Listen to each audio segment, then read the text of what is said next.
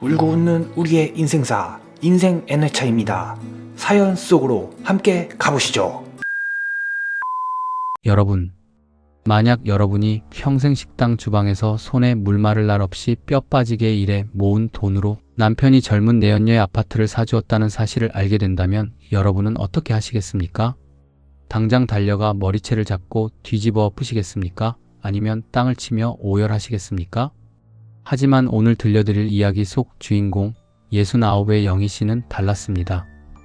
그녀는 짐승처럼 울부짖는 대신 아주 서늘하고도 완벽한 침묵을 선택했습니다. 영희 씨의 삶은 그야말로 가시밭길이었습니다. 남편은 평생 사업을 한답시고 집안의 돈을 물쓰듯 가져다 날렸고 시어머니와 얄미운 시누이들은 영희 씨를 식모 부리듯 쥐잡듯 잡았습니다. 내가 우리 집안에 해온 게 뭐가 있냐? 그 모진 구박을 견디며 영희 씨는 시장통에서 국밥을 팔고 허리가 끊어지도록 일해 시동생들 대학까지 다 보냈습니다.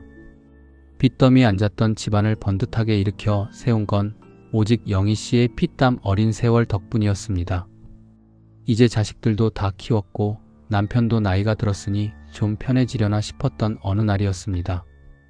남편이 옷을 세탁기에 넣으려던 영희 씨는 남편이 안주머니에서 낯선 영수증과 보지 못했던 휴대폰 하나를 발견하게 됩니다. 떨리는 손으로 켜본 그 비밀 휴대폰 안에는 영희 씨의 억장이 무너져 내리는 끔찍한 진실이 담겨 있었습니다. 남편이 딸뻘 되는 젊은 여자와 수년째 두 집 살림을 하고 있었던 겁니다.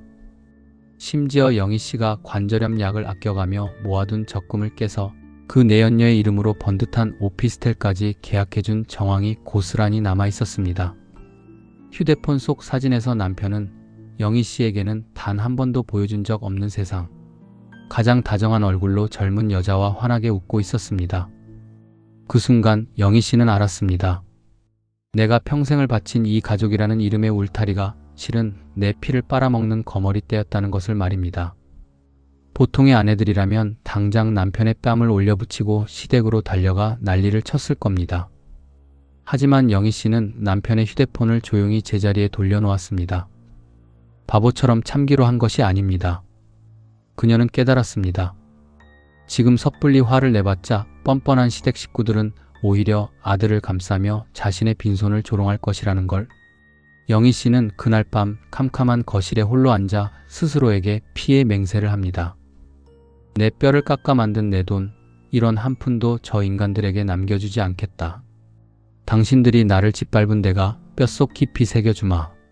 그날 이후 영희 씨는 완벽한 여배우가 되었습니다. 남편이 핑계를 대고 외박을 하는 날에도 영희 씨는 아침 일찍 해장국을 끓여놓으며 지극정성으로 남편을 맞이했습니다. 시어머니가 트집을 잡고 소리를 지를 때도 예전처럼 고개를 숙이고 순종했습니다. 남편과 시댁 식구들은 영희 씨가 아무것도 모른다고 굳게 믿으며 날이 갈수록 더 기고만장해졌습니다. 하지만 그들이 낄낄거리며 영희 씨를 무시하던 그 1년 동안 영희 씨의 뒤에서는 무시무시한 칼날이 벼려지고 있었습니다. 영희 씨는 시장통 국밥집을 운영하며 알게 된 단골 변호사를 조용히 찾아갔습니다. 그리고 남편의 불륜 증거, 자금 추적 내역, 그리고 자신이 이 집안의 재산을 형성하는 데 기여했다는 완벽한 장부들을 하나하나 넘기기 시작했습니다.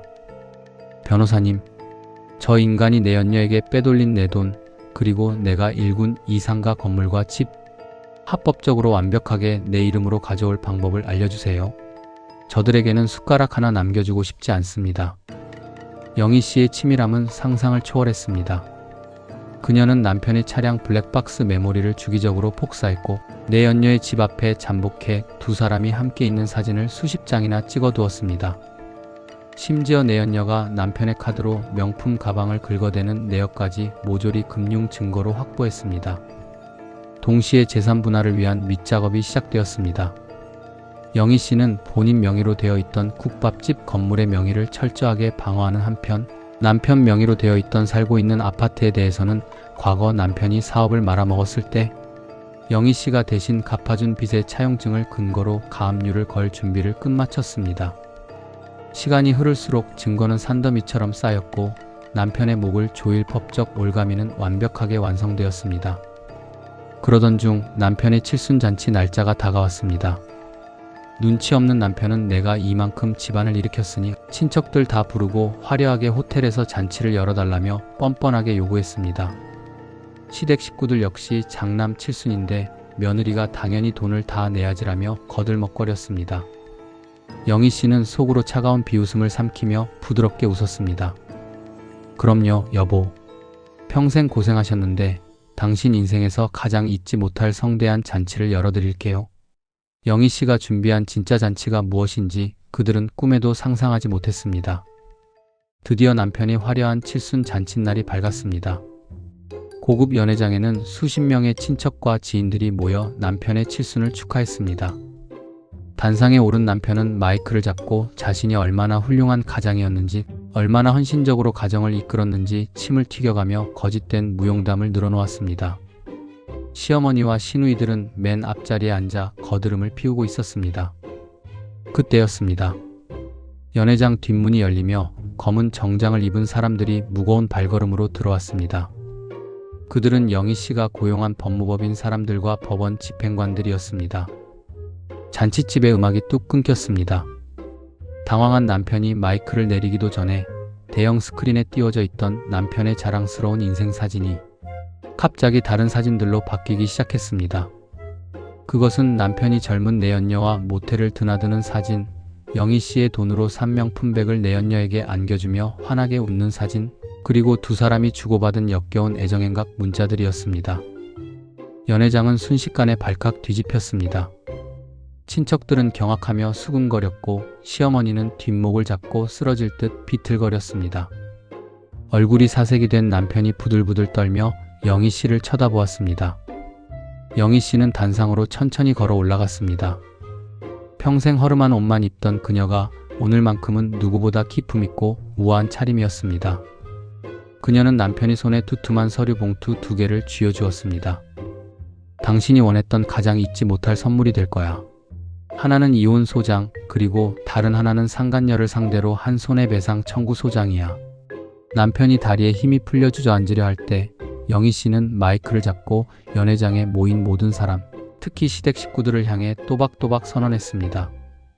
여기 모이신 여러분, 똑똑히 보십시오. 평생 내 피를 빨아먹고 2집 살림을 한 이 인간과 오늘부로 저는 완벽하게 남남입니다. 아, 그리고 어머님, 아가씨들, 지금 살고 계신 그 본가 아파트, 그리고 이 인간 명의로 된 집, 제가 제 돈으로 갚아준 빚에 대한 구상권 청구로 오늘부로 전부 가압류 들어갔습니다. 당장 내일부터 길바닥에 나앉으실 준비나 하세요. 너 이 독한 년. 시어머니가 거품을 물고 소리쳤지만 영희 씨의 표정은 얼음장처럼 차가웠습니다. 독한 년이요? 당신들이 내 등골 빼먹을 때 나는 피눈물을 삼키며 오늘만 기다렸습니다. 내 돈으로 젊은 여자 품에서 호강했으니 이제 그 죗값을 뼈저리게 치르셔야지. 당신들이 평생 무시했던 내 돈, 이제 1원 한 푼도 당신들 입에 들어갈 일 없을 겁니다. 영희 씨는 바닥에 주저앉아 오열하는 남편과 넋이 나간 시댁, 식구들을 연회장에 그대로 버려둔 채 뒤도 돌아보지 않고 당당하게 걸어 나갔습니다. 그녀가 밖으로 나섰을 때 하늘은 그 어느 때보다 맑고 푸르렀습니다. 여러분, 어설픈 용서는 가해자에게 면죄부를 줄 뿐입니다. 가장 완벽한 복수는 나를 짓밟은 자들의 모든 것을 합법적으로 빼앗고 내 인생의 주도권을 되찾는 것입니다. 40년의 억울한 세월을 단 하루 만에 완벽한 승리로 뒤바꾼 영희 씨. 그녀의 찬란하고도 통쾌한 제2의 인생을 진심으로 응원합니다. 오늘 들려드린 통쾌한 인생 사이다 어떠셨습니까? 여러분의 가슴 뻥 뚫리는 감상을 댓글로 자유롭게 남겨주세요. 끝까지 함께 해주셔서 감사합니다.